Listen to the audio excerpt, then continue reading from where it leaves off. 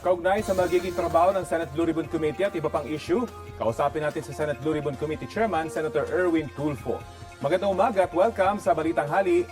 Ay, magandang umaga, Sir Rafi. Good morning. Unang-una siguro, reaction niyo muna sa naging pahayag ni Senator Alan Cayetano na tuta raw kayo ni Senador Ping Lacson habang tuta naman daw ng Malacanang ang kapatid mong si Raffy Tulfo, pati na po si Tito Soto. Hindi na ako magre-react, Sir Rafi, kasi hahaba. Maganda siguro, magtrabaho na lang po. Ang papanawagan ko kay Senator Cayetano. Pasok na lang po kayo, sir. Tulad po ng kapatid po ninyo, pumasok na nung last week. At yun yung mga kasamahan, Senadora Loren, Senadora Villar, sila Senador Bongo at Senador Marcoleta. Pasok na lang din po kayo, sir, para meron pong minority floor leader po. So, ay minority leader. Mas maganda po pag dito lang tayo magdiskurso, wag na po tayo sa Facebook. Mas maganda dito lang po tayo sa Senate magdiskurso. Ganun na ho ba talagang panawagan nyo ngayon na talagang tigilan na yung name calling, tigilan na yung bangayan at balik na sa trabaho? Opo, sir. Ang dami ko na ho nakakausap. Talagang dismayado po. Talagang sobrang baba na ng tingin nila sa Senado. Parang lahat kung sino-sino na lang daw yung tao na pumunta dyan. Kaya nga po, dati po, very high regard po nila ang Senado. Ngayon, parang katawa-tawan ho silang nangyayari at hindi po namin nagagawa ang batas. Kaya panawagan po sa mga kasamahan ko po, lalo na po sa minorya, pasok na lang po tayo para marami tayong magawa ho ng batas. May hinahabol po tayo ika nga, isang buwan po tayo walang ginawa. So, we have to catch up, Sir Rafi. Balikan lang po natin, paano po nakumbinsi si Senator Joel Villanueva para makumpleto na yung kinakailangang numero para makapaghalal ng Senate President? Gusto lang mo rin kasi ni Senator Joel, katulad po ni Senator Cheese na magtrabaho. May napipigilan po yata sila dati. May nagsasabi sa kanila mga pumasok, pakita natin yung ating puwersa.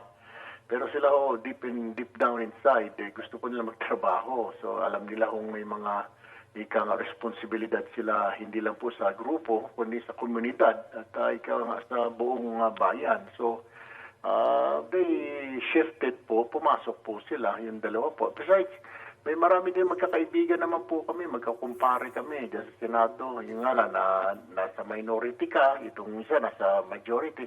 Pero at the end of the day, Boss Rafi, nag-uusap-usap naman yan magkakumpare yan, magbe-best friend yan Kaya, over a cup of coffee na sama ka na dito. So, nainganyo.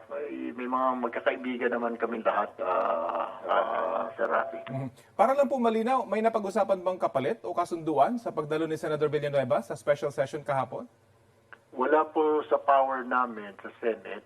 Yan po ay nasa ombudsman. Hindi po namin pwedeng i-bargain yan kasi pag nangako po kami kung sino man kumausap sa kanya isang senador at sasabihin ng ombudsman hindi pwede, di mapapahiya po yung senador. Ang naipangako po yung committee, I think binigyan po siya ng higher education na committee, yun lang po naipangako.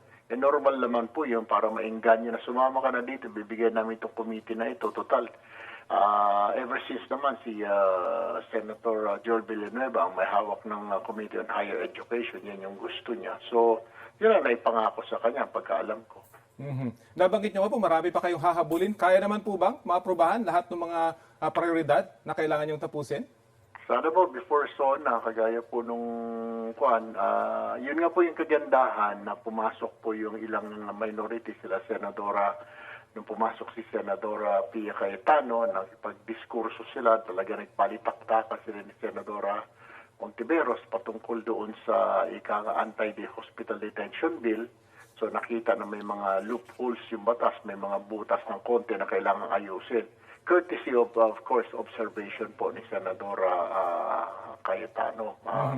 So importante po, meron din po tayo, kagaya po namin, yun po yung AIX bill po na yan na medyo hindi po kailangan pang nakikiusap po mga kasamahan namin sa Kongreso na pag-aralan pa nila dahil may mga provision po doon na hindi nila gusto or hindi po nila pa maintindihan. So, kailangan hong pag-usapan sa BICAM. Maraming mga batas na kailangan po, mga panukalang batas na kailangan paspasan ho.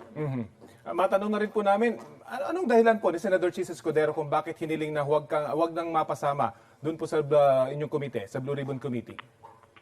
tingin ko ho out of delicadeza kasi nga po nabanggit siya. Alam niya na mag-iimbestiga po yung Blue Ribbon ng mga flood control. Nabanggit ho siya. I believe it was out of delicadeza pero hiningi niya po yan sa Senate President Gatchalian na hindi na po siya sasama. So, ayan po, pag pinagbigyan po na hindi siya kasama. Kasi all members na po ngayon. Dapat 17 lang po ang total pero 22 na lang kami. So, lahat na po, sinama na ho namin. Hanggang ngayon po ba siya pa rin ang napipisil na maging presiding officer sa impeachment case ni Vice President Duterte? I'm not so sure ho, kasi naka-leave din ho lahat kami. Pero dati ho, before we went on leave, siya yung sinasabi na magiging impeachment trial manager po namin. So, yun po yung actually hiling niya. Pero yun po ng ilan na baka daw may bahid ito dahil meron siyang naging issue nung nakaraang impeachment na hinawakan niya, yung impeachment case ni Vice President Duterte. Ano pong reaction niyo roon?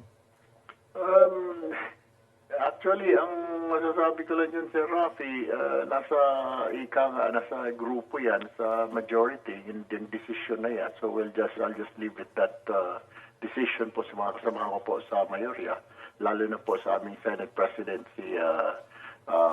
Senate President Win Gatchalian. Okay. Abangan po natin ang mga mangyayari dyan sa Senado. Maraming salamat po sa oras na binahagi nyo sa Balitang Hapon. Maraming salamat po. Ako si Senator Erwin Tulfo.